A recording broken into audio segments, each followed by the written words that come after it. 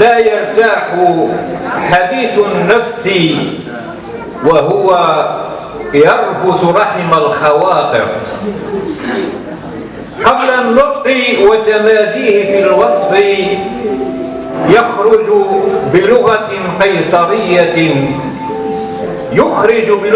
قيصرية مولودا صارخا بلهيب الشوق، يدع أثرا عميقا متقلبا يشعر الصبابة أو يلهيها، يروي لك حقيقتك العجيبة ولا أحد يعلم أنك أنت هي، وأنك في الحديث وفي الأسطورة.